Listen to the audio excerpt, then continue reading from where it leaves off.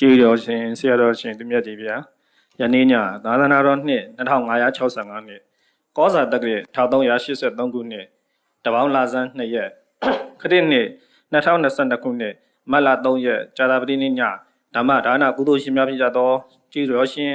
ပါမောက္ခချုပ်ဆရာတော်ဘုရားကြီးနှင့်မိခင်ကြီးဒေါ်ကျင်အေးတို့အားဥထိတ်ထားလျက်ဦးအောင်မြတ် Mother Group of Company မွေးနေ့အထိမ်းအမှတ်ဖြင့် Mother Mandalay Training and Construction Company Limited မိသားစုတို့၏စီရင်ကျင်းပပြုလုပ်အပ်သောအွန်လိုင်းဓမ္မသဘင်နှင့်ဆက်လျင်၍ကျေးဇူးတော်ရှင်ပါမောက္ခချုပ်ဆရာတော်ဘုရားကြီးမှတရားဒေသနာတော်များဟောကြားချီးမြှင့်ပေးသနာတော်မူပါယံ။ဒါပြီးတော့ခြေတော်ဆုံးငှား၍ယုတိစွာလျှောက်တာအပ်ပါသည်ဗျာ။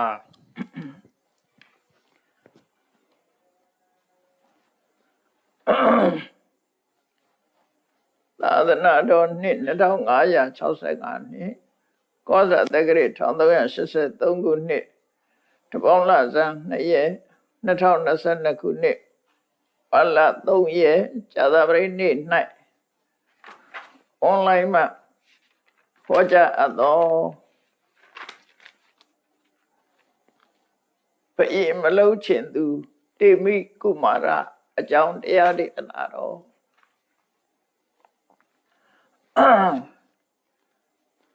တန်တရားနဲ့နိဗ္ဗာန်အကြောင်း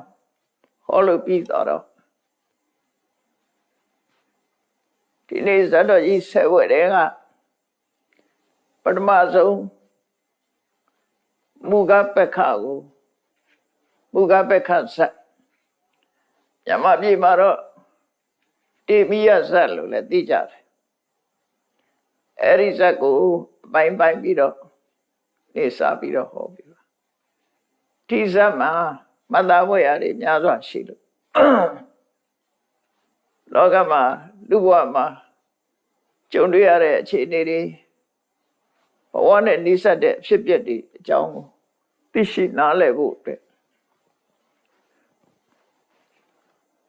ရှင်ဘုရင်မလုံးချင်သူတေမိယကုမာရ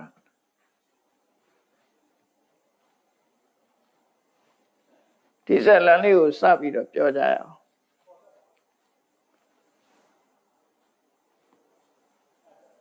ကာတိတိုင်းဒီကနေ့လည်းကာတိလို့ပဲခေါ်ပါတယ်အိန္ဒိယနိုင်ငံမှာသူတို့အတန်တွဲနဲ့ကြတော့ကာရှိလို့ခေါ်တယ်ဒီနေ့လည်းရှိတာပဲအဲဒီမှာကာတိတိုင်းဆိုနော်အဲဒီကာတိတိုင်းဗာရဏသီပြည်ကာတိဘုရင်ကထိနန်းအုပ်ချုပ်မင်းလုပ်ပြီးတော့နေတယ်အိန္ဒိယခေါ်မဲ့ဆိုရင်မဟာရာဇာလို့ခေါ်တယ်မဟာရာဇာဆိုပြီးတော့အခုဗာရဏသီမဟာရာဇာအခုလည်းရှိတာပဲသူတို့စီမှာအင်္ဂလိပ်လက်ထက်ကဒေသအသီးသီးမှာသူနေရာနဲ့သူအုပ်စိုးတာဗမာပြည်လူပေါ့အင်းဝါကတမင်းအသာဝရိယတမင်းဒီလိုခွဲပြီးတော့အုပ်စိုးတယ်လို့ပဲအိန္ဒိယနိုင်ငံမှာလည်းပဲတရားတစ်ပါးသောမင်းနေဆိုတာအိန္ဒိယနိုင်ငံကိုပြောတာပဲဗမာပြည်ပါရမဟုတ်ဘူးတရားတစ်ပါးသောမင်းဆိုတာအိန္ဒိယနိုင်ငံမင်းနေအဲသူတို့နိုင်ငံမှာခဏထိအောင်မဟာရာဇာလို့ပဲခေါ်တယ်မဟာရာဇာဆို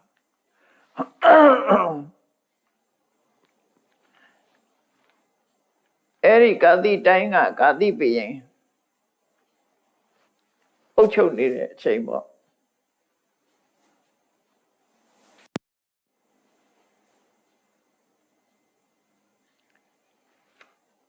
အဲဒီကာတိဘုရင်ရဲ့စန္ဒာတေဝီဆိုတဲ့မိဖုရားကသားတော်လေးတစ်ပါးထွန်းကားလာတယ်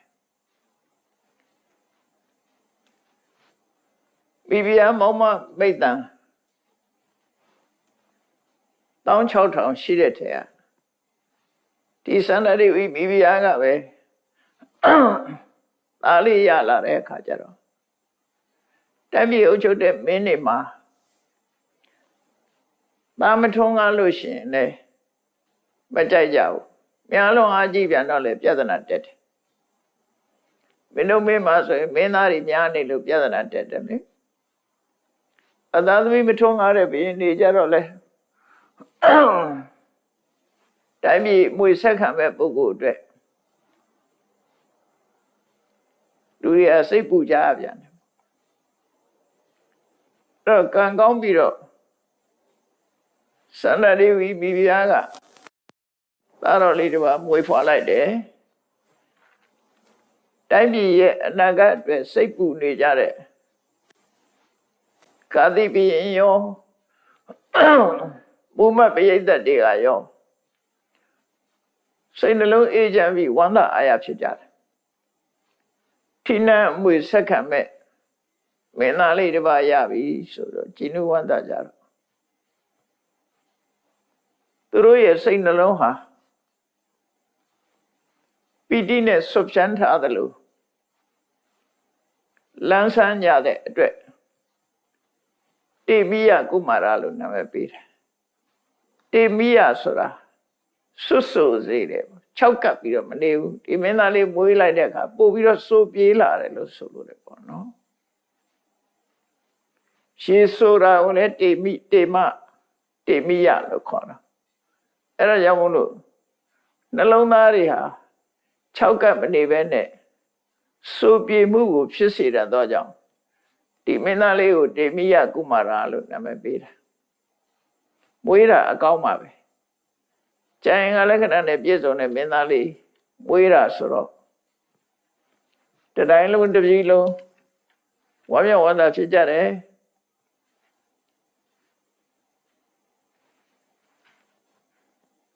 တလသားအရွယ်ရောက်တဲ့အခါကျတော့သားတော်လေးကိုအဝတ်တန်းစာလှလှပပလေးဆင်းပြီးတော့မိဖုရားကြီးက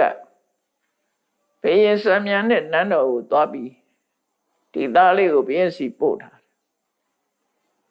တလသားဆိုတော့ဘု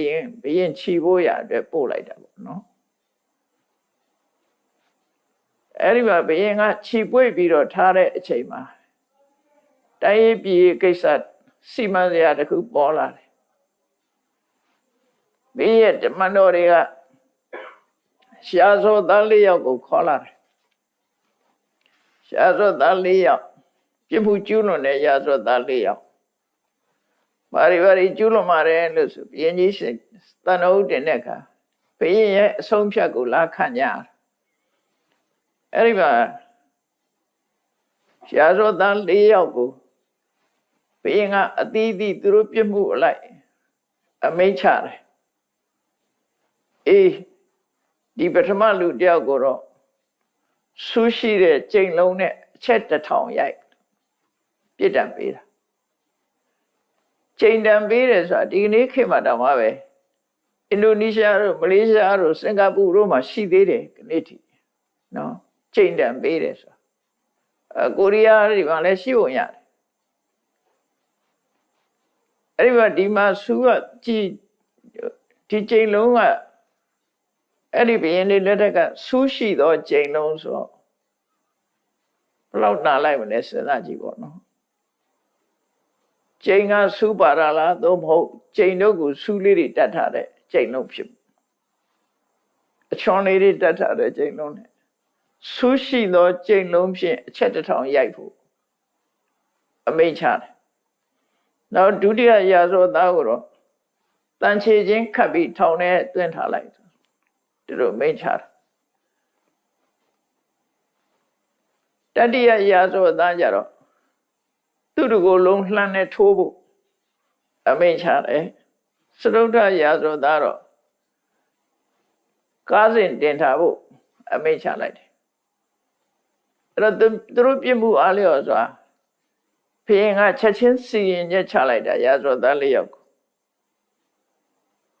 အဲ့လိုစီရင်ချက်ချတဲ့ဟာကိုကြားရတော့ဒီမင်းသားလေးကစကားမပြောတတ်ပေမဲ့သူကဒါလေးကြားလိုက်တော့သူကအတော်ကိုစိတ်ထဲမှာကြောက်ရွံ့တုန်လှုပ်သွားတယ်ကြောက်ရွံ့တုန်လှုပ်သွားပြီးတော့ငါအဖေကငရဲကြမဲ့အလုပ်တွေလုပ်နေပါလားဆိုပြီးတော့သူဟာအတော်ကိုကြောက်ရွံ့တုန်လှုပ်သွားတယ်အဲ့ဒီရှားစောသားတွေကို ပြစ်မှုတွေချနေတာကြတော့အဲ့ဒါနဲ့စိတ်ထဲမှာအလုံးတုံလို့ခြောက်ချားပြီးတော့ဒီစိတ်ကအတော်ဆွဲလန်းသွားတယ်မင်းသားလေးမှာနောက်နေ့ရက်ကျတော့မင်းသားလေးကိုထီးပြူအောက်ကသူ့အိယာလေးပေါ်မှာတိတ်ထားပြီးဘောထီးပြူတွေမို့ထားကြတယ်ပေါ့အဲ့ဒီလိုတိတ်ထားတဲ့အချိန်လေးမှာနိုးလာတဲ့အခါမျက်လုံးဖွင့်ကြည့်အပေါ်ထီးပြူတို့ခန္ဓာကြည့်ကြတဲ့အိယာမင်းစိုးရာသာအိမ်ကိုမြင်ရတဲ့အခါမှာသူစိတ်ထဲမှာမပြောဘူးဒီထီးပြူတို့နန်းဆန်နေတဲ့အသွင်ပြည့်နေဒါတွေကိုကြည့်တဲ့အခါမှာသူစိတ်ထဲမှာသူမပြောဘူးငါဘာလို့ဒီလိုဓမြအိမ်ဘယ်ဘွားအမြန်ငါဓမြအိမ်ကိုရောက်လာတာပါလဲစောရခေဟိဘယ်ရင်နန်းတော်ကိုဒီဓမြကြီးအိမ်ငါဘာလို့ဒီရောက်လာတာပါလဲလို့ဒါတန်ဝေကညာဆိုတာဆက်ဆက်မှုကတော့ရှိတယ်သူကဒီလူဆိုးကောင်းဆောင်ကြီးအိမ်ကိုငါဘယ်လိုလုပ်ပြီးဘယ်ဘွားအမြန်ရောက်လာတာတော့လို့တွေးလိုက်တဲ့အခါမှာစာဒိဋ္ဌရဉာဏ်ရသွားတယ်လူဆိုတာတခါတလေကြရင်ဟိုချက်ချင်းကြီးသိတာမဟုတ်ပဲနဲ့အဲ့လိုဆက်ဆက်ပြီးတွေးအင်းကနေပြီးတော့ဘဝဟောင်းကိုပြန်သိသွားအဲ့ဒါကိုစာဒိဋ္ဌရဉာဏ်လို့ခေါ်တယ်စာတိဆိုတာဖြစ်ခဲ့တဲ့ဘဝကိုတရပြန်လေအောင်မေးတဲ့ဉာဏ်ပြန်လေအောင်မေးတယ်အဲ့ဒီဉာဏ်ကပေါ်လာခဲ့တယ်ဘာလို့လဲဆိုထီးပြူနဲ့ဒီလိုခန်းခန်းနာနာသူကနေခဲ့ဘူးတာကိုနေခဲ့ဘူးတော့ဒါတွေကြည့်ပြီးတော့ငါတိတ်တုံးကလည်းဒီလိုနေခဲ့ဘူးပါတယ်ဒီအိမ်လိုဟာမျိုးငါဘာလို့ရောက်လာတာပါလဲဘာကြောင့်ဒီနေ့ပြန်ရောက်လာတာပါလဲဆိုပြီးတော့စာဒိဋ္ဌရဉာဏ်ရပြီးတော့ပြန်ကြည့်လိုက်တဲ့အခါမှာသူကအဲ့ဒီဗာရဏသီပြည်မှာပဲနှစ်ပေါင်း20မင်းလုပ်ခဲ့ဘူးတဲ့အရင်ဘဝတွေတော့တခုသောဘဝမှာမင်းလုပ်ခဲ့တယ်နှစ်ပေါင်း20အုပ်စိုးခဲ့ပြီးနှစ်ပေါင်း8000ဥရဒငရဲမှာငရဲခံခဲ့ရတယ်ဥဒ္ဒထငရဲမှာငရဲခံရှင်မင်းဆိုတာမျိုးကတမှုဖြတ်မှုနဲ့ပြည့်တံပေးရတာတွေလုံနေရတာဆိုတော့အပြစ်မကင်းဘူးပေါ့နော်အဲ့လိုရာဇဝသားတွေကိုပစ္စည်းဥစ္စာသိမ်းတာတို့တတ်တာဖြတ်တာတို့ခြေဖြတ်လက်ဖြတ်ဖြတ်တာတို့ဒီလိုရာဇဝပြစ်မှုအလိုက်စီမံချက်ချတာတွေဆိုတော့သူ့ကြောင့်မို့လို့လူတွေသိရတာလည်းမနေဘူးပေါ့တပြည့်အုပ်ချုပ်တဲ့မင်းဆိုတော့တရားသဖြင့်အုပ်ချုပ်တဲ့မင်းသာလင်ကောင်းရသူတည်ရောက်နိုင်တယ်အဲ့လိုတတ်ချင်းဖြတ်ချင်းနဲ့အုပ်စိုးတဲ့မင်းမျိုးဆိုရင်ကတော့ငရဲကြနိုင်တာပေါ့သူလှုပ်တဲ့လှုပ်တွေကလည်းကောင်းတဲ့လှုပ်မှမဟုတ်ဘူးစကြဝဠာမင်းတို့လိုငါးပါးသီလနဲ့အုပ်ချုပ်တဲ့ဘုရင်မျိုးလူဆိုးသခိုးအမတမနေတဲ့ခေတ်မျိုးမှာဘုရင်လှုပ်တဲ့ပုဂ္ဂိုလ်တွေကတော့ကောင်းသူတိပုံရောက်တယ်စကြဝဠာမင်းခေတ်ဆိုလူတွေကလည်းကောင်းတယ်ဘုရင်ကလည်းကောင်းတယ်ဥပဒေတွေများများမရှိဘူးငါးမျိုးတည်းပဲသူများသက်မတတ်ကြနဲ့သူများဥစ္စာမတရားမယူကြနဲ့သူတော်ဘာသားမယားမပြစ်မှားကြနဲ့လိမ့်လေလှီးပြားပြီးမပြောကြနဲ့သိရဲ့မတော့ကြနဲ့လို့ဒီငါးမျိုးပဲလဲပြီးတော့သတိပေးပြီးအုပ်ချုပ်တာတရားသဖြင့်အုပ်ချုပ်တာဆင်းရဲတဲ့လူတွေကိုထောက်ပံ့နေတိုင်းပြည်အတွင်းမှာမတရားမှုတွေမဖြစ်အောင်ထိမ့်သိမ်းပေးတယ်အဲ့လိုနီးတွေနဲ့အုပ်ချုပ်တဲ့ဘုရင်တွေကတော့ကောင်းရသူတိပုံရောက်တယ်အဲ့လိုမဟုတ်ဘဲနဲ့ရာဇဝသားတွေနဲ့ပြစ်မှုတွေကိုခုလိုစီမံချက်တွေချတယ်ချိန်တန်ချတယ်လှန်နဲ့ထိုးတယ်ကားစဉ်တင်နဲ့ခေါင်းဖြတ်သတ်စေလို့မိတ်ပေးတယ်အဲ့လိုပြစ်ဒဏ်တွေချတဲ့ဘုရင်ဘဝမှာဒီကာတိတိုင်းမှာပဲဒီဗာရဏသီပြည်မှာပဲ လွန်ခဲ့တဲ့ဘဝတွေတုန်းကနှစ်ပေါင်း20သူကဘယင်လောက်ခဲ့တာအဲ့ဒါကောင်းတဲ့သွားပေါ်တာပြန်သတိရတာအဲ့ဒီကနေဆက်တွေးလိုက်တဲ့ကဘယင်လုံးပြီးသေးတော့ဘယ်ရောက်တော့ဆိုရင်ငရဲကြီးရှစ်တက်နာကဥဒ္ဒရငရဲမှာသွားပြီးတော့အနှစ်8000နဲ့ငရဲခံရတယ်ဒီပြင်းမှုတွေကိုပြန်ခံရတယ်လို့ဆိုတော့အဲ့ဒါလို့ဘဝခရီးဖြတ်တန်းခဲ့တဲ့သူကြောက်ရွံ့နဲ့သူမဖြစ်ချင်တဲ့ဒီလူဆိုးသခိုးရဲ့အိမ်ကိုသူဘယ်လိုလုပ်ပြီးရောက်လာတာတော့လို့ဆိုပြီးတော့တွေးတောပြီးတော့စိတ်ထဲမှာအမှန်တမ်းထိကြိုက်တယ်အဲ့ဒါတွေတွေးပြီးတော့သိတ်ကိုကြောက်သွားတယ်သူကဘယ်နည်းနဲ့ငါလွတ်မြောက်အောင်လုပ်ရပါမလဲလို့အကြံထုတ်နေတာတလားသားပဲရှိသေးတာအဲ့ဒီချိန်မှာနော်စိတ်ထဲမှာသူစိတ်ထဲမှာအဲ့လိုဖြစ်အဲ့လိုစိတ်ထဲကကြံတွေးနေတဲ့အခါမှာသူ့ပေါ်မိုးထားတဲ့ TV မှာစောင်းတဲ့နတ်သမီးအဲ့ဒီ TV စောင်းနတ်သမီးကနေပြီးတော့သူကမလှမ်းမကမ်းဘဝတွေမှာအမေတော်ခဲ့ဘူးတယ်အမေတော်ခဲ့ဘူးတယ်ဆိုတော့တန်ရောစင်ရှိတယ်ပေါ့နော်ဒီမင်းသားလေးဟာမျက်နှာပြက်ပြီးတော့စိတ်နှလုံးညှိုးနွမ်းနေတာကိုသိတယ်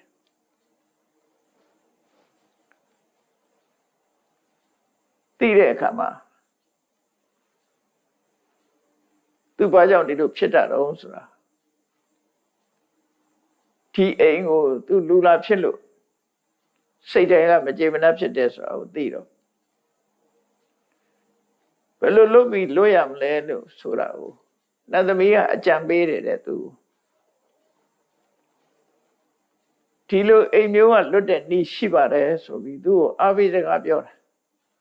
ဘာပြောတော့ဆိုမာပန္နိစယဝိဘဝေယမင်းတသိလိမ္မာအကြောင်းကိုဘယ်သူမှမပြနဲ့တဲ့ငါသားမင်းတသိလိမ္မာအကြောင်းကိုဘယ်သူမှမပြနဲ့မင်းအသိဉာဏ်ရှိတယ် bright ဖြစ်တယ်ဆိုတာဘယ်သူမှမသိစေနဲ့ဆိုလိုတာစွန့်အောင်အားအောင်နာမကြရအောင်ဆောင်းထားနော်စွန့်အားနာမကြစွန့်တယ်ဆိုတာမသွားနိုင်မလားနိုင်မတန်ဆွမ်းပေါ့အားတယ်ဆိုတာတကမပြောနိုင်တာနာမကြတာတော့ပဋိရလို့ခေါ်တယ်အတမကြတာအဲ့ဒီစွန့်အားနာမကြရအောင်ဆောင်းနေလိုက်မာပန္နိစယဝိဘဝေယမင်းတသိလိမ္မာတဲ့အနေထားမျိုးကိုဘယ်သူမှမပြနဲ့ဘာလကောပဝတဗ္ဗပါဏိနာ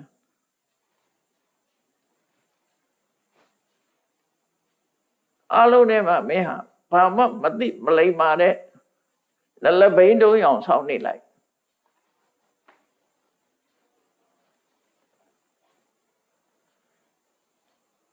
သဗ္ဗေတံစနောသဗ္ဗောစနောသဗ္ဗောတံစနောဩစိနာတုငါသားအဲ့လိုနေပဲဆိုရင်မင်းကိုကြက်တည်းမရှိတဲ့လူဆွမ်းအားနာမကြမင်္ဂလာမရှိဘူးဆိုပြီးတော့မင်းကိုတောကိုမောင်းထုတ်ကြလိုက်မယ်စွန့်ပစ်ကြလိုက်မယ်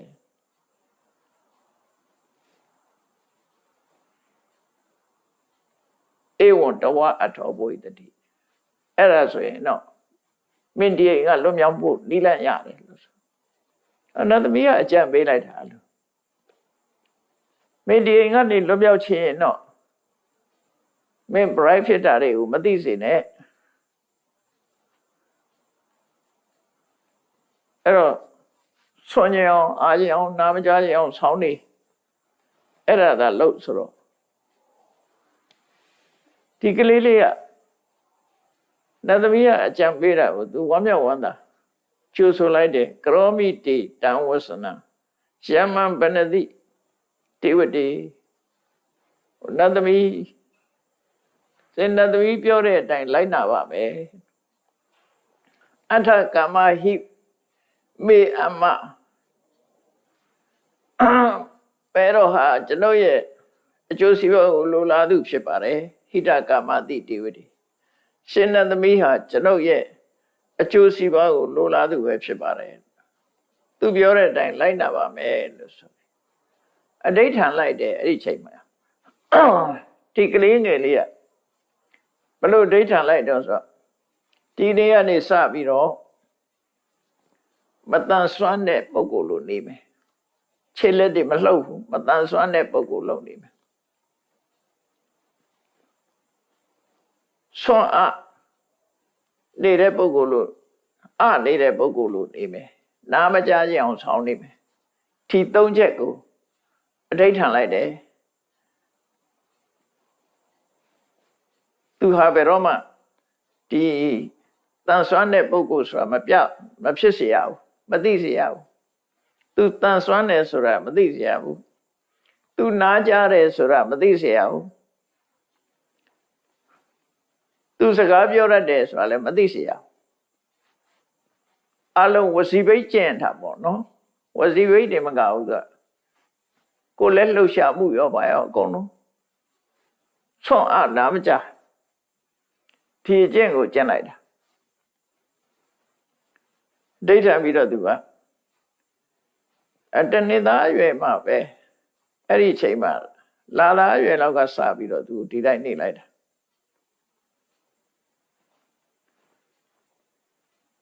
အဲ့တော့ဒီမင်းသားလေးမွေးဖွားလာတဲ့အခါမှာအမတ်900ရဲ့အိမ်မှာလည်းပဲအသီးသီးအမတ်ဒီမှာသားလေးတွေမွေးတယ်တပြိုင်နဲ့မွေးဖွားလာတာ900ရှိတယ်ဘုရင်ကြီးကမင်းသားလေးဖော်ရအောင်ဆိုပြီးတော့အမတ်သား900ကိုလည်းပဲအဝတ်တစားတွေပေးပြီးတော့နန်းတော်ခေါ်ထားတယ်ဒီကလေးတွေအားလုံးကိုပဲနန်းတော်မှာကျွေးမွေးဆောင်ရှောက်ထားတယ်မင်းသားလေးမပြင်းရအောင်ဆိုပြီးတော့ရွယ်သူကလေးတွေကိုအကုန်လုံးနန်းတော်မှာစုထားလိုက်စာတူသွားတူလာတူတကယ်ချင်းပေါင်းသင်းနေနဲ့ပျော်ရအောင်လို့ဆိုပြီးတော့နန်းတော်ထဲမှာဒီကလေးတွေကိုထားတယ်လူဒိန်းနေနဲ့အထိန်တော်တွေနဲ့မပြင်းရအောင်အဲ့လိုစီမံပေးထားတယ်ပေါ့နော်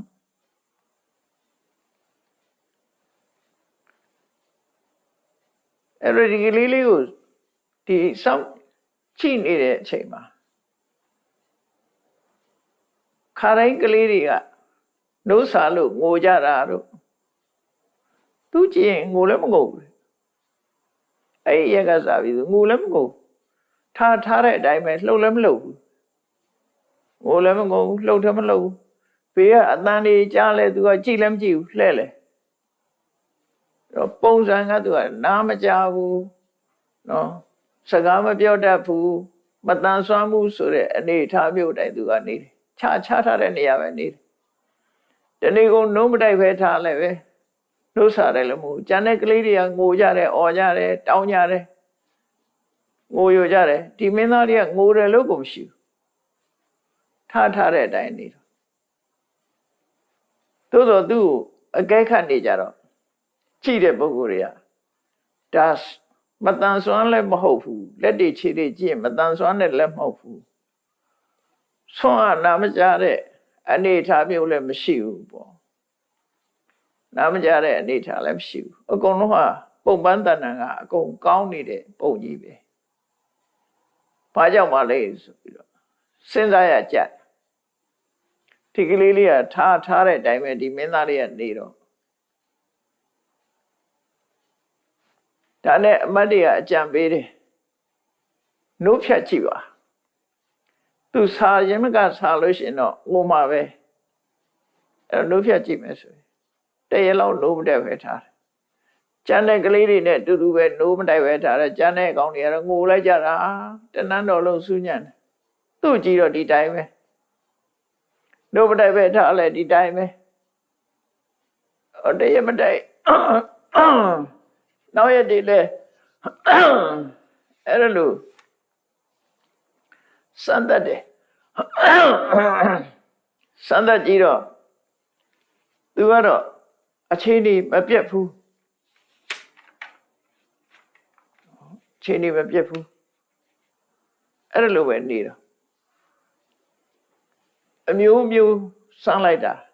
တနှစ်သားအရွယ်မှာနိုးမတိုက်ဖက်နဲ့ပြစ်ထားတာနဲ့အရင်စပြီးတော့စမ်းလိုက်တယ်ပေါ့နော်စမ်းလိုက်တော့ဘလို့မှသူ့ရဲ့အခြေအနေတွေကပေါ်ပြီးတော့မလာဘူးပေါ်မလာဘူး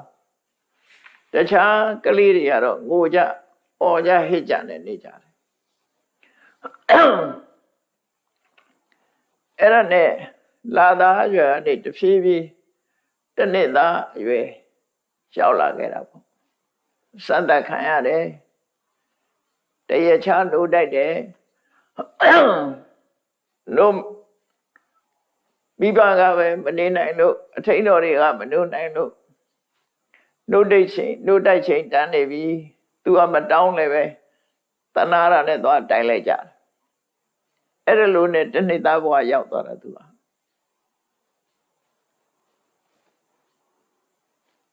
တနှစ်သားဘဝရောက်ပြီးတော့အမတ်တွေနဲ့တခါစည်းဝေးကြတယ်ဒီကလေးဟာကြည့်ရတာစောနာမကြလည်းမဟုတ်ဘူးသူ့ရဲ့ခြေတွေလက်တွေကြည့်ရတာအဲ့ဒါပုံမှန်ပဲ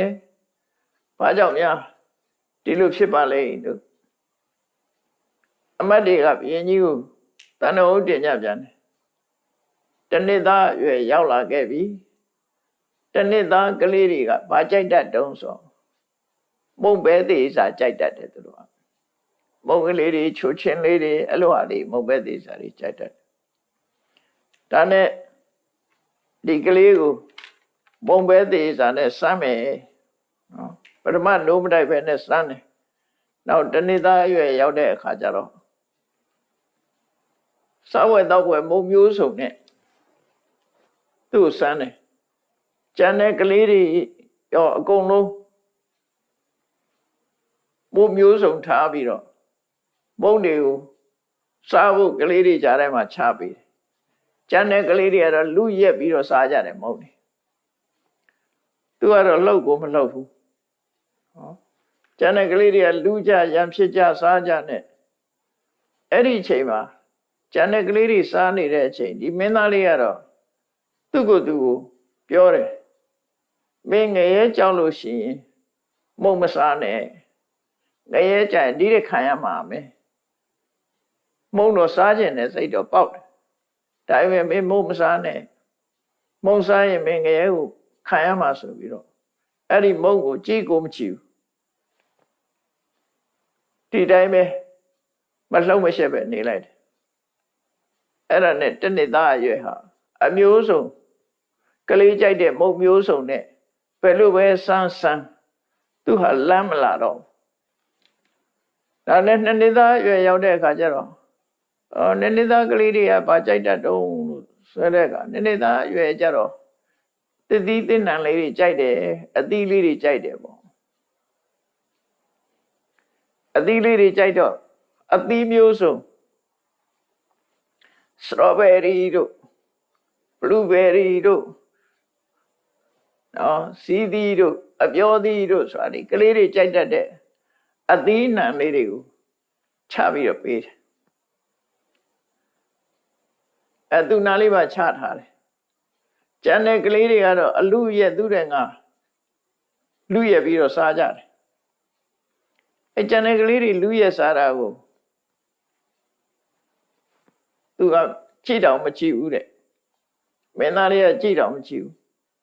သူကသူဆုံးမတယ်မင်းတစ်သီးသွားမကြိုက်လေနဲ့ရဲရဒီတဲ့ဆိုးတယ်ဆိုပြီးတော့သူကသူအောင်ရင်သိခံတယ်အဲ့ဒါလို့နဲ့ပဲတစ်သီးနဲ့စမ်းတော့လည်းပဲမရဘူးတစ်နှစ်ကုန်သွားတယ်တစ်နှစ်လုံးစမ်းတာအဲ့ဒါတရက်မှထူးမလားအဲ့ဒါလို့နဲ့သူက3နှစ်သားအရွယ်ရောက်လာတယ်3နှစ်သားအရွယ်ရောက်လာတဲ့အခါကျတော့ကစားစရာအယုတ်ကလေးတွေကလေးတွေကအဲ့ဒီကျတော့ကစားစရာအယုတ်ကလေးတွေမက်တယ်ဆင်းယုတ်ကလေးတွေမြင်းယုတ်ကလေးတွေခွေးယုတ်ကလေးတွေနွားယုတ်ကလေးတွေနဲ့ဆင်းယုတ်အဲ့ဒါမျိုးလေးတွေကိုသူတို့ကစားစရာအယုတ်လေးတွေကိုအမတန်မှမက်ကြတယ်အဲ့ဒီမှာဆင်းယုတ်မြင်းယုတ်ကလေးတွေလှုပ်ပြီးတော့ ကလေးတွေကိုအနာချပေးထားတယ်ကျန်တဲ့ကလေးတွေကတော့လူရက်ပြီးတော့ယူကြတယ်တယောက်နဲ့တယောက်ရံဖြစ်ကြတယ်လူချတယ်ထားပြီးတော့ဖះလောင်မင်းသားတွေကတော့ကြည့်တော့မကြည့်ဘူးတဲ့ကြည့်တော့မကြည့်တော့တလိမ့်လုံးမဲ့အယုတ်မျိုးစုံနဲ့စမ်းတော့လည်းပဲသူဟာဒီတိုင်းပဲမတုံမလုပ်ပဲဖြစ်နေတယ်အဲ့ဒါကိုအကြောင်းပြုပြီးတော့မတုံမလုပ်တုံဒီဘောနေတဲ့လူကိုတေမိလုပ်နေတယ်လို့ပြောကြတာပေါ့နော်ဗမာတွေကတေမိလုပ်နေတယ်ဆိုတာဒီဇလန်းကိုပြောတာပဲသူကတော့ဘာမှလှုပ်ရှားမှုမပြဘူးအဲ့ဒါလိုနဲ့3 နှစ်သားအရွယ်လွန်သွားတယ်4 နှစ်သားအရွယ်ရောက်သွားတယ်ကဲဒါဖြင့်4 နှစ်သားအရွယ်တွေကဘာတွေကြိုက်တော့ဆိုအစားအသောက်တွေကြိုက်တယ်အစားအသောက်ကြိုက်တော့အစားအမျိုးစုံမုံပဲသေးစားမျိုးစုံချပြီးတော့ပေးတယ်စားခြင်းမွေတွေမျိုးစုံလုပ်ပြီးတော့ချပေးတော့ဖေမင်းသားလေးကသူ့ကိုယ်သူဆုံးမတယ်မင်းမစားခြင်းနဲ့နော်ဒီလိုအစာမစားရလို့သိတဲ့ဘဝတွေလည်းပဲအများကြီးရှိတယ်ငရဲလောက်တော့ဘယ်မှကြောက်စရာမကောင်းဘူးဆိုပြီးတော့ငရဲနဲ့သူ့ကိုယ်သူချင်းချောက်ပြီးတော့တို့နေအဲ့တော့ဒီလိုတခြားကလေးတွေကလူရဲ့စားကြတော့လေသူကလုံးဝကိုမလှုပ်ရှားတော့မိဖုရားကြီးကအမေလုံးတဲ့မိဖုရားကြီးကမနေနိုင်တော့သူ့လက်နဲ့အဲ့ဒီမုံလေးတွေခွန့်ပေးတယ်ခွန့်ပေးမှပဲစားတယ်မစားဘူးသူလှုပ်ရှားမှုလုံးဝမပြအဲ့ဒီလိုနဲ့4 နှစ်ပြည့်သွားတော့9 နှစ်ထဲရောက်ပြန်တော့9 နှစ်သားအရွယ်ကတော့စားစရာနဲ့ဖြာရောက်တာတော့တော်တော်စုံသွားပြီလေခုနအယုတ်တို့အသီးတို့အစားအစာတွေနဲ့ဖြာရောက်လို့မရအဲ့တော့9 နှစ်သားကလေးတွေကဘာဖြစ်တုံးဆိုမီးကြောက်တယ်တဲ့သူတို့က9 နှစ်သားအရွယ်ကမီးပူမှာတိတ်ကြောက်တယ်မီးကြောက်တဲ့အခါကျတော့မီးနဲ့စားမယ်ဆိုပြီးတော့နန်းရင်ပြင်အကျယ်မှာတကားတွေအများကြီးတက်ထားတဲ့အိမ်တိမ်ကိုဆောက်တယ်ရှားကြီးတဲယာယီအိမ်ကိုဆောက်ပြီးတော့အဲ့ဒီထမ်းရွက်တွေပါတွေနဲ့မိုးထားပြီးကလေးတွေရောဒီမင်းသားလေးရောအဲ့အိမ်ထဲမှာရှိနေတဲ့အချိန်မှာထမ်းရွက်တို့သိရွက်တို့အဲ့ဒီတက်ကယ်တို့ဆိုတော့ပြပြမီးလောင်တာမို့အဲ့သူတို့နေတဲ့အိမ်ကိုဘေးကနေပြီးတော့အဲ့မီးရှို့လိုက်တဲ့ကောင်အိုးနဲ့မီးတွေတောက်လာကျန်တဲ့ကလေးတွေကတော့အကုန်ထပြေးကုန်တာသူကတော့လှုပ်ကုန်မလှုပ်ဘူးမီးလောင်တာမလှုပ်ဘူးကျန်တဲ့ကလေးတွေကအကုန်မီးမြင်တာနဲ့အကုန်ကြောက်ပြီးတော့ထွက်ပြေးသွားသူတို့နေတဲ့ရှားရီတဲကိုမီးရှို့ပြီးတော့ချင်းချောက်တာအကုန်လုံးကျန်တဲ့ကလေးတွေကကြောက်ကုန်ကြတယ်မင်းသားလေးကတော့ဒီပူကငရဲပူနဲ့စားလို့ရှိရင်ဘယ်တော့မှမပြောပါတော့ပါဘူးဆိုပြီးတော့မလှုပ်ကုန်မလှုပ်ပဲနဲ့ပြေးလည်းမပြေးဘူးဒီတိုင်းပဲခံနေတယ်အဲ့ကြတော့မှသူ့နာလေးမီးရောက်လာတဲ့အခါမှာမနေနိုင်တော့မိဘတွေကကလေးတွေပွေ့ချီပြီးတခြားခေါ်သွားသူ့အနေနဲ့ကတော့မီးလောင်လဲရွှေ့မှာမဟုတ်ဘူးပေါ့နော်ဒိဋ္ဌံထားတာအဲ့လိုနဲ့9 နှစ်သားပြီးသွားရော6 နှစ်သားရောက်လာပြန်6 နှစ်သားကျတော့ဘာကြောက်တတ်တုံးဆိုရင်ဆင်ကြီးတွေပါလေလာရင်ကြောက်တယ်ဆင်မြင်ကြောက်တယ်အဲ့ဒါနဲ့မုံယူတဲ့ဆင်တွေကိုကြောက်လို့အဲ့ဒါရင်ကျေးတဲ့တင်ပြထားတဲ့ဆင်လိမ္မာတကောင်ကိုဆင်လိမ္မာတကောင်နဲ့ဒီမင်းသားလေးကိုစမ်းတတ်တယ်အခြားကလေးတွေနဲ့ဒီမင်းသားလေးကိုနိုင်ပြမှာထိုင်ခိုင်းတာပြီးတော့သူတို့ထိုင်နေတဲ့နေရာဆင်ကြီးတွေကောင်လှော်လိုက်တယ်ဆင်ကလည်းပဲတင်ထားတဲ့အတိုင်းဟန်လို့တယ်ပေါ့လက်ရွက်စွန့် နာမောင်းကြီးမြောက်အမီးကုတ်ပြီးတော့ချိုးကြတန်ခဲ့သူဆူရှာတဲ့အတန်ကြီးနဲ့အော်ပြီးသူတို့စီကိုပြေးလာတင်ထားတဲ့အတိုင်းလှုပ်တာသူတို့ကိုနင်းတော့မယ်ထိုးတော့မယ်ဆိုတဲ့ပုံစံမျိုးနဲ့ရှင်ကြီးကပြေးလာတယ်အဲ့လိုပြေးလာတဲ့အခါကျန်တဲ့ကလေးတွေကတော့ကုံကြောက်ပြီးတော့အောငိုပြီးထွက်ပြေးကုန်ကြတယ်နော်မင်းသားလေးကတော့အေးဆင်းနေတာငရဲနဲ့ဆိုင်တော့တက်တာတယ်နင်းမစီဆိုပြီးတော့လှုပ်ကုန်မလှုပ်သူကတော့ထားလည်းမပြေးဘူးတကယ်ဆွမ်းအနာမကျပုံစံနဲ့ပဲနေလိုက်တယ်ဆင်ကြီးကသူ့နားရောက်လာတယ်သင်ထားတဲ့အတိုင်းပဲမင်းသားလေးကိုပွေ့ပြီးတော့နာမောင်းနဲ့ပွေ့ချီလိုက်တယ်အဲ့လိုပွေ့ချီထားလဲသူကမလှုပ်ဘူးတဲ့မကြောက်ဘူးမပြေးဘူးအဲ့လိုဆင်နဲ့စမ်းတတ်တော့လေသူဟာကြောက်စိတ်ဒီလှုပ်ရှားမှုကလုံးဝမပြဘူးလို့ဆိုတယ်အဲ့ဒါနဲ့6နှစ်သားပြည့်သွားတော့9နှစ်သားပဲရောက်တာ9နှစ်သားကျတော့ဘာကြောက်တတ်တုံးဆိုမွေကြောက်တယ်တဲ့အဲ့ချိန်အဲ့ဒီမှာမွေတွေနဲ့တခါစမ်းတတ်ပြန်တယ်နိုင်ရင်ပြင်မှာကလေးတွေအလုံးစုထားပြီးတော့မွေတွေကိုစိတ်တော့မရှိအောင်အဆွဲတွေပါတွေချိုးဆေးတွေပါတွေနဲ့လှုပ်ထားပြီးတော့မွေတွေလွတ်လိုက်တာမွေတွေလွတ်လိုက်တော့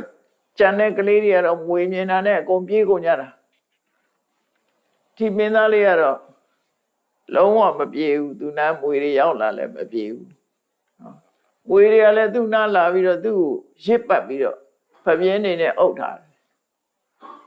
မွေကသူ့ကိုလာရစ်တယ်ခေါင်းပေါ်မှာဖပြင်းထောင်ပြတယ်အဲ့လိုလုပ်လေလုံးဝမလှုပ်ဘူးတဲ့နော်မွေကလာပြီးတော့ပတ်လဲသူမလှုပ်ဘဲနဲ့နေတယ်သူ့ကောင်းထဲမှာတော့စဉ်းစားနေတယ်အေးမွေကိုင်းလို့သေးတာငရဲကြတာနဲ့ဆိုင်အများကြီးသက်သာပါသေးတယ်ဆိုသူ့ကိုသူငရဲနဲ့ပဲချင်းချောက်ပြီးတော့အဲ့လိုနေတာဒါ9နှစ်သားအရွယ်ဟာလူစမ်းတတ်ရနေပြီးတော့ပြန်10နှစ်သားအရွယ်ကြတော့ဘာကြိုက်တုံးဆို10နှစ်သားကြတော့ပွဲကြိုက်တယ်ဆိုတာကတာနားထောင်ခြင်းအဆိုကအကတွေကြည့်ခြင်းတယ်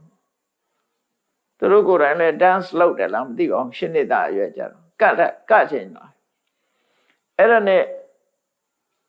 အဲ့ဒီမှာကလေးတွေအကုန်လုံးစုပြီးတော့အဆိုအကပွဲကျင်းပါတယ်ကျင်းပါတဲ့အခါကလေးတွေကပျော်လိုက်ကြတာသူကတော့အဲ့ဒီမှာငုတ်တုတ်ဖဲထိုင်နေတယ်လုံးဝမလှုပ်ရှားဘူးဆိုတာကတာကိုကြည့်ပြီးတော့ဝမ်းသာတာလည်းမပြဘူးဘယ်လို့မှသူစိတ်ခံစားချက်မရှိတဲ့ပုံစံမျိုးနဲ့ငြိမ်နေတယ်ကြည့်လည်းမကြည့်ဘူးအဲ့ဒါလို့တစ်နှစ်ကြာအောင်စူးစမ်းတော့လဲထူးမခြားနာဖြစ်ခဲ့တယ်ဒါနဲ့10နှစ်ကနေ9နှစ်သားရောက်သွားတယ်9နှစ်သားရောက်တဲ့အခါကျတော့ဓာတ်တွေပါတွေကိုကြောက်တယ်တဲ့9နှစ်သားအရွယ်ဒါကြောင့်မို့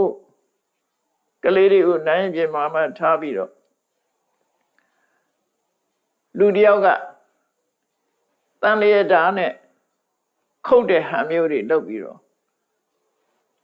ဓာတ်တိုင်းကစားပြတယ်ပေါ့ကလေးတွေနာလာပြီးဓာတ်တိုင်းကစားပြတယ်ဓာတ်တိုင်းကစားပြပြီးတော့သူကြားလောက်ငါတို့ဘုရင်ကြီးမှာကြက်သေးမရှိတဲ့သားတစ်ယောက်ရှိတယ်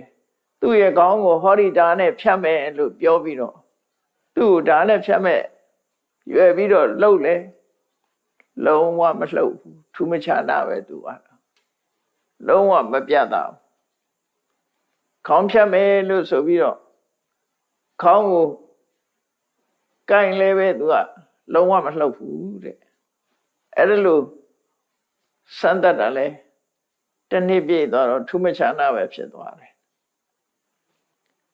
အဲ့ဒီ9နှစ်အရွယ်လွန်မြောက်လို့10နှစ်သားအရွယ်ရောက်ပြန်တဲ့အခါကျတော့ဘာနဲ့စူးစမ်းနေအောင်ဆိုတကယ်နာမကြတာဟုတ်သလားလို့ဆိုပြီး အိယာခင်းဘေးကနေကာထားပြီးပေါက်တွေဖောက်ပြီးတော့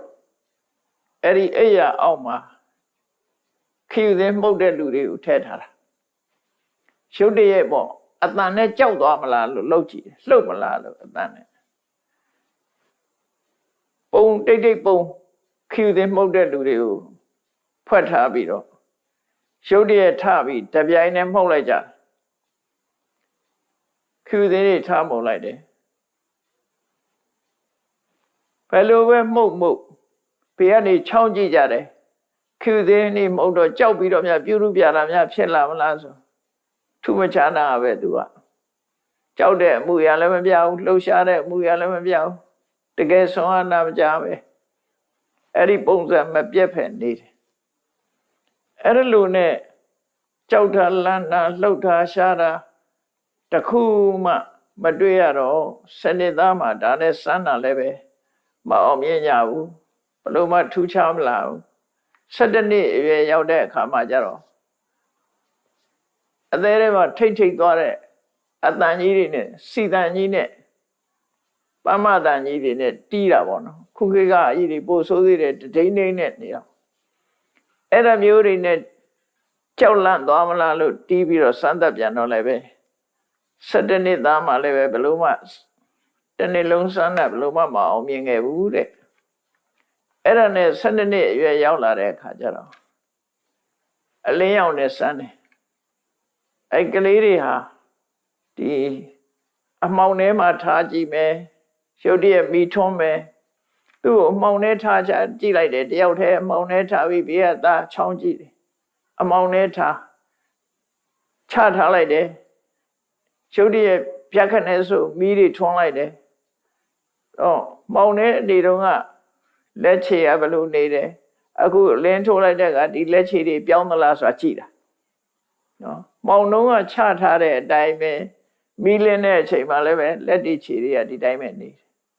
လုံးဝပြောင်းလဲမရှိဘူးတဲ့အဲ့တော့အမောင်ကြီးချပြီးတပြိုင်နဲ့အလင်းရောင်လှုပ်ပြီးတော့ပြောင်းတော့လည်းပဲသူဟာလှုပ်ရှားထားတဲ့အခြေအနေတစ်ခုမှရှာမတွေ့ရဘူးတဲ့အဲ့ဒီစမ်းသပ်နေနဲ့လည်းမအောင်မြင်ဘူးမအောင်မြင်တော့73နှစ်သားရောက်လာ73နှစ်သားရောက်လာတဲ့အခါကျတော့ဘာလုပ်လဲဆို73နှစ်သားကျတော့တင်းလဲဆိုတာ ਨੇ အချိုးရည်တွေတကားရောလို့ဟာမျိုးတွေပေါ့ဖာဏိတန်တင်းလဲဆိုတာအဲ့ဒီတင်းလဲနဲ့သူ့ကိုစမ်းတယ်သူ့တကူလုံးကိုတင်းလဲတွေတုတ်ပြီးတဲ့အခါကျတော့ရှင်နေပြားတဲ့နေရာမှာတိတ်ထားတယ်မင်းသားလေးကိုတင်းလဲတွေတုတ်ပြီးတော့ရင်အုံအောင်လုပ်တာပေါ့နော်ရှင်အောင်လို့တော့ဟာရင်တွေကအကုန်ဝိုင်းအောင်ပြီးတော့တင်းလဲပေါ်မှာလာပြီးတော့နာကြတော့သူ့လည်းကြိုက်ခံရတာပေါ့အဲ့လိုနေလဲသူကလှုပ်ဖူးတဲ့ရင်ကောင်းတွေတမဲနဲ့တရေဒီလိုလှုပ်နေတော့လည်းပဲလုံးဝလှုပ်ရှားခြင်းမရှိဘူးအဲ့ဒါတစ်နှစ်လုံးစုံစမ်းသပ်တာထူးခြားမှုမတွေ့ရပြန်ဒါနဲ့14နှစ်အရွယ်ရောက်လာတယ်14နှစ်အရွယ်ရောက်လာတဲ့အခါကျတော့လူငယ်ဆိုတာ14နှစ်ဆိုတော့လူပြိုပေါက်လေးရွယ်ရောက်လာပြီအဲ့ဒီရွယ်မျိုးဆိုတာအတန့်ကြိုက်လာတယ်နော်လူပြိုလှုပ်ချင်တဲ့အရွယ်လေးရောက်လာတယ်တန်တန်ပြတ်ပြတ်နေချင်းလာတယ်သူကအဲ့လိုတန်တန်ပြတ်ပြတ်နေချင်းပြီဆိုမှသူ့ကိုရေချိုးမပေးဘူးနော်ဘာမှဖိလိမ့်ပြင်ဆင်ပေးတာမဟုတ်ဘူးချင်းကြီးချင်းကစားပြီးတော့သူ့ကိုတဲ့ပေးတာမဟုတ်တော့ထားတဲ့နေရာမှာပဲသူကချင်းကြီးစွန်းနေချင်းငယ်စွန်းနေအဲ့လိုညစ်ပတ်ပေးနေအောင်ထားပြတယ်ဘယ်သူမှဒါတွေကိုသုတ်တင်မပေးဘူးသူ့ကိုယ်ထွက်တဲ့ချင်းကြီးချင်းငယ်တွေနဲ့ညစ်ပတ်ပေးပြီးနေတယ်အဲ့ဒီမှာရင်တုံးနဲ့ဖြစ်နေတယ်သို့တော့လုံးမပေးဘူးဆိုတဲ့အခါမှာသူကဒီတိုင်းပဲနေတယ်ဆွမ်းနာမကြပုံစံနဲ့ပဲသိခံပြီးတော့အဲ့လိုနေလိုက်တာ ဒါတခဏလည်းမဟုတ်ဘူးတစ်နှစ်လုံးအဲ့ဒီလိုဖြစ်နေတယ်ပြပြစမ်းတတ်တယ်ပေါ့နော်အဲ့ဒါသူ့ရဲ့လှုပ်ရှားမှုမရှိပြီဆိုတော့မှရှေးမိုးချိုးတုတ်တင်ပေးကြရတယ်အဲ့လိုညစ်ပေတဲ့နေရာတွေမှာထားခိုင်းပြီးတော့ဒီလိုနေတာပေါ့နော်အဲ့လိုနေလဲသူကလှုပ်ရှားမှုပြောင်းလဲမှုဘာမှမရှိဘူးတဲ့ဒါနဲ့15နှစ်အရွယ်ရောက်လာတယ်15နှစ်အရွယ်ရောက်လာတော့သူမိကြီးကဲနဲ့အမှန်တမ်းပူပြင်းတဲ့မိကြီးကဲတွေနဲ့စမ်းတတ်တယ်သူအိတ်တဲ့ညောင်ဆောင်အောင်မှာမီအိုကင်းတွေထည့်ပြီးတော့ထားတယ်အဲ့ဒီမီအိုကင်းကဒီမိခဲတွေနဲ့ရဲဆိုတော့အမှန်တမ်းပူတာပေါ့အမှန်တမ်းပူတာအဲ့ဒီပူကြောင့်ဒီမိလောင်မှုတွေဘာတွေထွက်ကုန်တယ်မိလောင်မှုတွေဘာတွေထလာတယ်အဲ့လိုမီးပူနဲ့ကပ်ပြီးတော့ဒီလိုနှိမ့်ဆက်ညှဉ်းပန်းသလိုစမ်းတတ်တဲ့အခါမှာငရဲမိဘူးဟာတိတဲ့ပိုးပူတယ်ဒါကဘလောက်မှမပြောပါတော့ဘူးသူ့ကိုယ်သူသတိပေးပြီးတော့မယ်မလှုပ်နဲ့သိခံနေဆိုပြီးတော့ငရဲမိဘူးနဲ့စားလို့ရှိရင်ဒါကမပြောပါတော့ဘူးလို့ဆိုပြီးသူ့ကိုယ်သူပဲအန်ကျိတ်ဆုံးမပြီးတော့မလှုပ်ရှားပဲနေလိုက်တာသူဒိဋ္ဌံထားတဲ့အတိုင်းတစ်နှစ်ပြည့်သွားပြန်တယ်အဲ့ဒါနဲ့16နှစ်သားအရွယ်ရောက်လာတယ်16နှစ်သားအရွယ်ရောက်တဲ့ဆိုလူပြိုပေါက်ဖြစ်သွားပြီပေါ့နော်အရွယ်ရောက်သွားပြီအဲ့ဒီလို16နှစ်အရွယ်မျိုးဆိုတာစိတ်လှုပ်ရှားတဲ့အရွယ်မျိုးဖြစ်လာပြီပေါ့စိတ်လှုပ်ရှားတဲ့အရွယ်မျိုးဖြစ်တယ်တဘာဝကစိတ်လှုပ်ရှားတော့အဲ့တော့သူများစိတ်ဝင်စားမလားလို့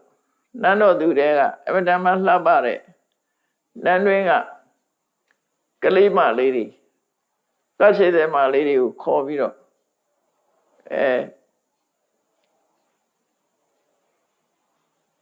သူ့ကိုပွေခိုင်းတယ်ဖက်ခိုင်းတယ်နန္ဒရည်တွေနဲ့ရေချိုးပေးတယ်အဲ့လိုတွေအိယာဘောတင်ပေးတယ်အမျိုးစုံဝိုင်းဝန်းပြီးတော့သူပြုစုကြတယ်သူပျော်အောင်လို့ဆိုပြီးတော့အမျိုးစုံပြုစုပေးကြတယ်ဘယ်လိုပဲပြုစုအဲ့ဒီအမျိုးသမီးငယ်လေးတွေကိုသူကလုံးဝကိုကြည့်ကိုမကြည့်ဘူးမကြည့်ရုံနဲ့မဟုတ်ဘူးဒီအမျိုးသမီးတွေငါရဲ့ခန္ဓာကိုယ်ရဲ့အတွေ့ကိုမရပါစေနဲ့လို့အဋိဌံပြီးတော့နေလိုက်သေးတယ်အဋိဌံပြီးတော့သူ့ရဲ့အသက်ရှူတာကိုအောင့်ထားလိုက်သေးတယ်အဲ့ဒီကျတော့သူခန္ဓာကိုယ်ကတောင့်တင်းလာ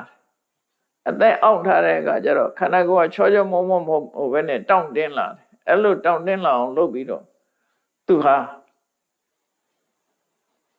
တမန်လူသားတယောက်ရဲ့အသားရည်မျိုးမဟုတ်ဘဲနဲ့တောင့်ကြီးဖြစ်လာအောင်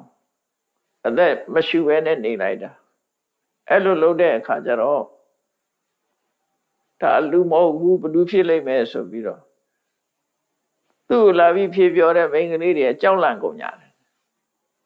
မလှုပ်ရှားတာကြည့်ပြီးတော့ကြောက်လန့်ကုန်ကြအဲ့ဒီမှာလည်းပဲဘာမှထူးခြားတာကိုမတွေ့ရဘူးထူးခြားတာမတွေ့ရဘူးအဲ့ဒါလို့ကြီးမားတဲ့အခက်အခဲတွေနဲ့အမျိုးစုံ16နှစ်ကြာတစ်နှစ်လည်းမဟုတ်တစ်လလည်းမဟုတ်ဘူးတစ်ချိန်လည်းမဟုတ်ဘူးအချိန်ချင်းအမျိုးစုံစံတတ်တော်လည်းပဲသူ့ရဲ့အဋိဌံချက်ကြောင့်16နှစ်လုံး16ကြိမ်အမျိုးစုံစံတတ်မှုတွေဟာလုံးဝတစ်ခုမှမအောင်မြင်မဲနဲ့စံတတ်သူတွေသာရှုံးပြီးတော့သူ့ရဲ့အဋိဌံကလုံးအောင်မြင်ပြီးတော့သွားတယ်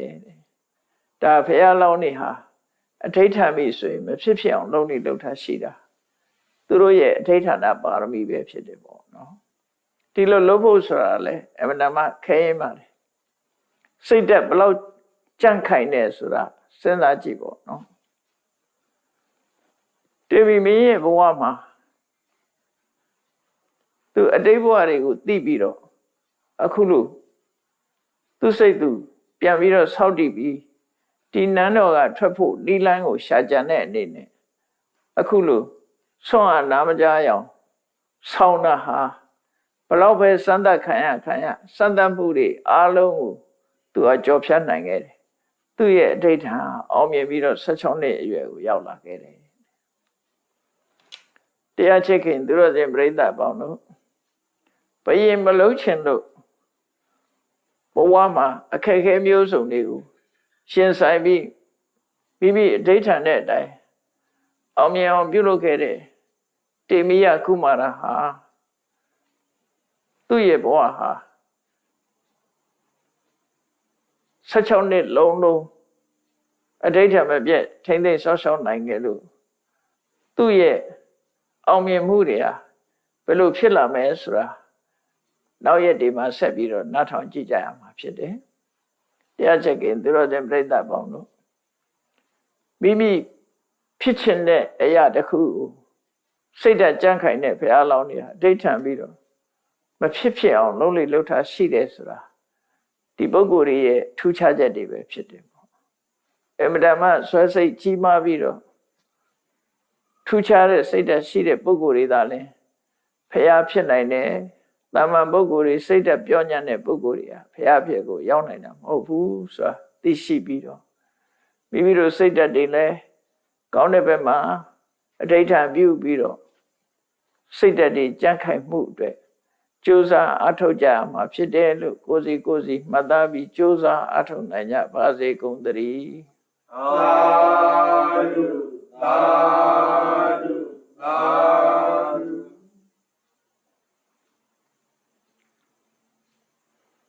ရှိစေချာအောင်ရှင်ဖေယဘုရားတပည့်တော်တို့သည်ဓမ္မအတိညာရရှိမှသာလျှင်နိဗ္ဗာန်ချမ်းသာကိုမျက်မှောက်ပြုနိုင်ပါသောကြောင့်ဓမ္မအတိညာရရှိစေရန်ရှိတန်ကြလျက်ဓမ္မသဘင်ဆင်ကျင်ပါပြုလုပ်ကြ၍အမတဒါနာဓမ္မဒါနာတရားအလူတော်ကိုပေးလူကြပါကုန်၏တရားတော်မြတ်ကိုယုတိလေးမြတ်စွာမမတ်သာသာအာယုန်ထားလျက်နာကြားကြပါကုန်၏တရားတော်မြတ်ကိုတတ္တဝဝုထုအဆုစုတို့ဖြင့်ပူဇော်ကြပါကုန်၏ယနေ့ယခုအာထုပြုလုပ်ကြရသောဤကောင်းမှုဤကုသိုလ်စုစုသည်နိဗ္ဗာန်ချမ်းသာ၏အကြောင်းထောက်ပံ့ဖြစ်ပါစေတည်းဤကောင်းမှု၏အဖို့ဘာကကိုအမိအဖအဖို့အဖွာဆရာသမားမှစ၍ဝါသူကဝါသာလူနတ်မြမတတ္တဝါများတို့အားမြတ်အမြဝေငှပါကုန်၏ကုသိုလ်အမြဝိဇိယကြကုန်သည်ဖြစ်၍